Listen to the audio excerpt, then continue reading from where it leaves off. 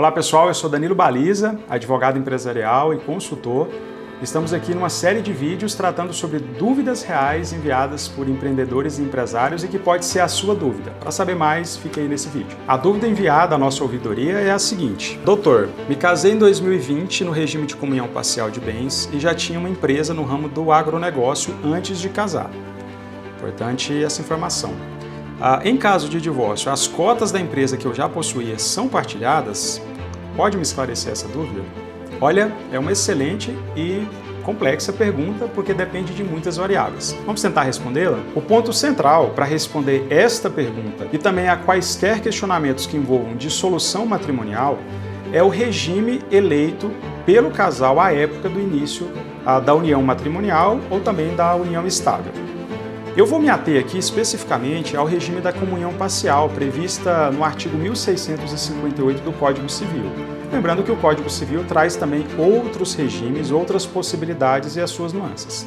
Talvez num próximo vídeo a gente possa falar também sobre esses outros regimes. No regime da comunhão parcial de bens, a legislação diz que comunicam-se os bens que sobrevierem ao casal na constância da união, exceto aqueles previstos no próprio Código Civil, já falo sobre eles. Em linhas gerais e objetivas, significa dizer que cada cônjuge, em caso de divórcio, tem direito a 50% daquilo que foi adquirido pelo casal durante a continuidade da união. Um ponto de grande importância aqui é indicarmos que independe da origem do recurso e em nome de quem está registrado. A legislação prevê esforço comum do casal para adquirir determinado patrimônio, ainda repito que ele esteja em nome de alguém ou tenha sido pago efetivamente por alguém. Essa foi uma evolução extremamente importante na época da promulgação do novo Código Civil, que não é nem tão novo assim, é de 2002.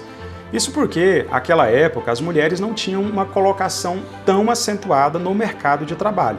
Isso fez com que o legislador garantisse uma proteção financeira das mulheres, sobretudo em caso de divórcio ou de dissolução de qualquer união. A presunção da colaboração fez com que o cônjuge, seja a mulher, seja o homem, ainda que não tenha efetivamente colaborado, ainda que não tenha efetivamente tirado o dinheiro do bolso, usando uma expressão bem popular, presume-se a colaboração, seja na criação dos filhos, no apoio emocional e por aí vai. Bom, há alguma exceção então a essa partilha igualitária no regime da comunhão parcial?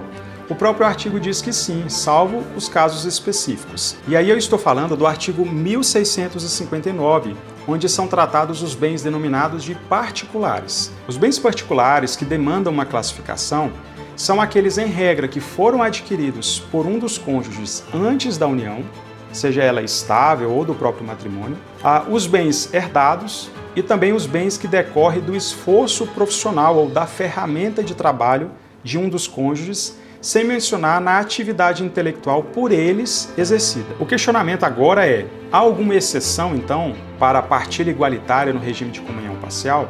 Como eu disse na menção do artigo, sim. A própria legislação, no artigo 1659, classifica alguns bens como bens particulares.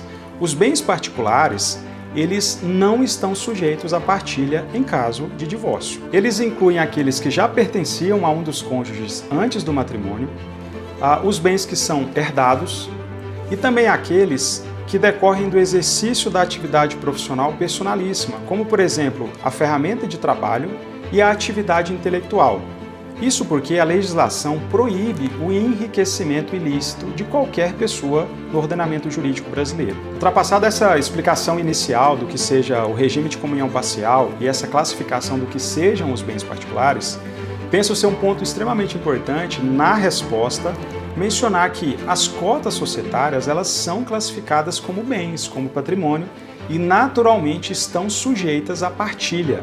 Claro, a depender do regime adotado pelo casal, como eu disse na parte primária do vídeo. Diante de todo esse contexto, agora vamos voltar e tentarmos responder objetivamente a pergunta trazida pelo empresário. No caso que ele trouxe, ele já disse que o casamento se deu em 2020 e, segundo, que o regime adotado pelo casal foi o da comunhão parcial de bens. E ele também disse, num terceiro ponto, que ele já havia adquirido a empresa ou estabelecido a atividade empresarial antes do casamento. A partir dessas informações, nós já temos condições de apresentar uma resposta à pergunta. O ponto aqui é, com base nas informações e diante deste caso concreto, diga-se de passagem, as cotas adquiridas pelo empresário não estão sujeitas à partilha, elas são classificadas como bens particulares.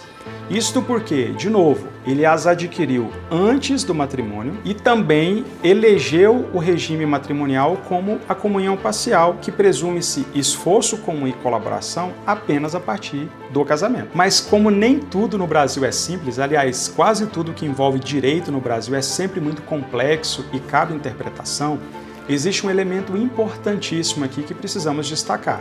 São os frutos dos bens particulares. A legislação diz que, ainda que o bem seja particular e, portanto, não submisso à partilha na comunhão parcial, os frutos decorrentes desse bem são partilháveis no regime da comunhão parcial, na proporção de 50% para cada um. Bom, como é que isso pode acontecer? Tentando trazer o próprio questionamento como um exemplo prático, as cotas da empresa que foram adquiridas pelo empresário, elas não estão sujeitas à partilha, mas elementos que decorram da classificação de frutos, sim. Vejam só, pode ser que durante a união ele tenha aberto uma filial, ele tenha aumentado o valor das cotas empresariais e agregado um rendimento maior à atividade empresarial. Isso pode ser classificado como fruto e, em regra, são pela jurisprudência. Isso significa que, em caso de divórcio, as cotas não serão partilhadas, mas os frutos delas sim. Vamos imaginar que o capital social dele seja de R$1 milhão antes da união, antes do casamento. Entretanto, após o casamento, ele fez um aporte e aumentou o número das cotas empresariais para 2 milhões, ou seja, de mais R$1 milhão.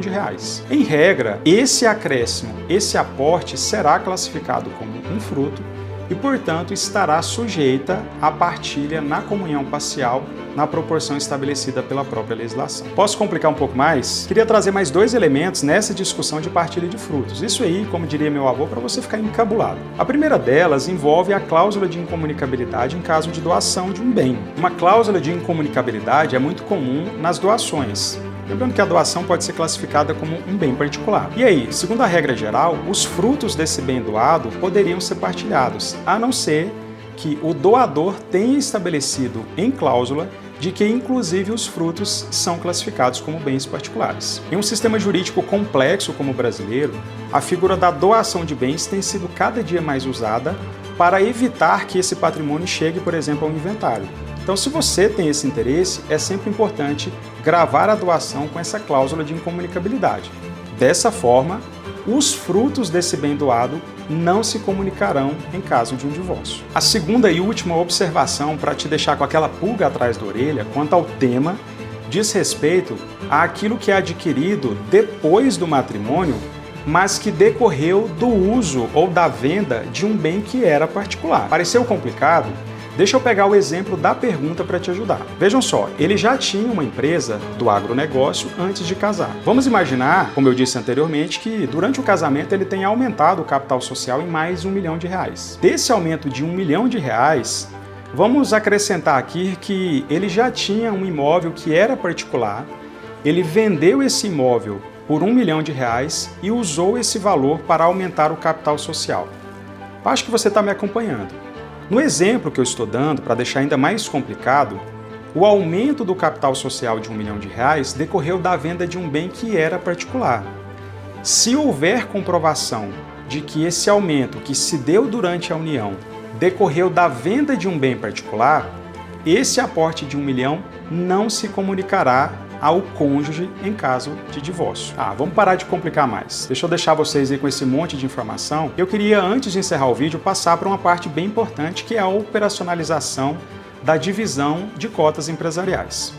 O que acontece na prática é um valuation das cotas empresariais. Lembrando que a partilha, caso exista, ela não é sobre o capital social, mas sim sobre o valor geral da empresa, que englobam bens móveis, bens imóveis e ativos intangíveis, como capacidade de gerar lucro, renda, a posição da marca no mercado isso tudo tem valor econômico e, portanto, está sujeita à partilha. Durante um processo judicial, perícias de ordem de valuation, que envolve técnicas contábeis, financeiras e jurídicas, são utilizadas para precificar as cotas da empresa e estabelecer o exato valor da partilha. Uma grande orientação que damos é que, ainda que você não tenha a insegurança de se divorciar um dia, você que é empresário e casado, é sempre importante você manter um valuation atualizado a cada 6 meses, 1 ano. Isso gerará uma prova em qualquer situação futura de que o monitoramento do crescimento ou do decréscimo, deságio da empresa, vem sendo monitorado há anos. Isso facilita por demais a produção da prova num processo judicial de divórcio que envolvam cotas empresariais. Por fim, uma última informação. Não há direito do cônjuge, em caso de divórcio, de adentrar a sociedade empresarial, de participar do contrato social. O que há direito é a comunicação do percentual de 50% aqui no nosso exemplo. Bom, o que isso significa? No direito empresarial há um princípio geral que é o da affectio societatis. Em linhas gerais, significa dizer que há interesse mútuo das partes, dos sócios, em estabelecerem uma relação comercial, empresarial, societária. Esse elemento garante a adesão das partes ao negócio que está sendo realizado. Significa que quando há quebra ou quando não existe a affectio societatis, não há a possibilidade da existência, então, de uma sociedade empresarial. Eu não preciso nem dizer, acho que você já concluiu, que em caso de divórcio não há affectio societatis ou qualquer interesse comum das partes em manterem uma relação. Ou seja, ainda que haja um pedido desse cônjuge de ingressar no contrato de trabalho, apenas a recusa do sócio atual garantirá que ela não adentre ao contrato social. Por fim, uma informação extremamente relevante. O que há previsto no Código Civil é a remuneração, a partilha do percentual equivalente a 50% por parte do cônjuge, caso ela não tenha figurado no contrato social. O que isso quer dizer? É impossível uma determinação de que um cônjuge que não estava no contrato social ingresse na sociedade formalmente.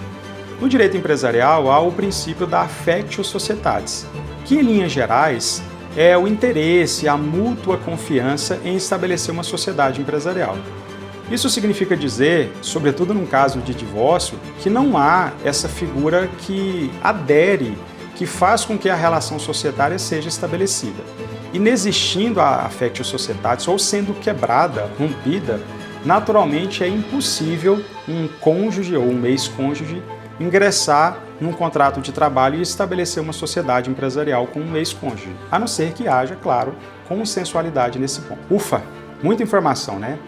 O que eu preciso que você entenda, sobretudo quando há manifestação sobre partilha, patrimônio, cotas empresariais, é que inúmeras são as variáveis. O recorte temporal é um elemento extremamente importante. Analisar a linha do tempo onde houve a compra das cotas ou o estabelecimento da sociedade empresarial, se estava ou não casado, se um ou ambos os cônjuges ingressaram no negócio, se houve frutos, acréscimos patrimoniais, enfim, inúmeras variáveis como estas que eu apresentei, elas precisam ser analisadas. E claro, nesse vídeo aqui, o meu ponto de partida e o meu limite sempre foi a pergunta trazida pelo nosso empresário, pelo nosso amigo.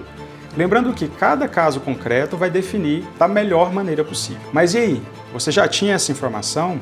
Ficou com alguma dúvida? Quer complementar? Faça isso aqui nos comentários desse vídeo no YouTube, mas melhor ainda, contribua ainda mais lá no @DaniloBaliza no Instagram. Vai ser um prazer ouvir mais a sua opinião e, claro, aprender mais com aquilo que você tem a nos ensinar. Foi um grande prazer te ver por aqui, um grande abraço e até mais.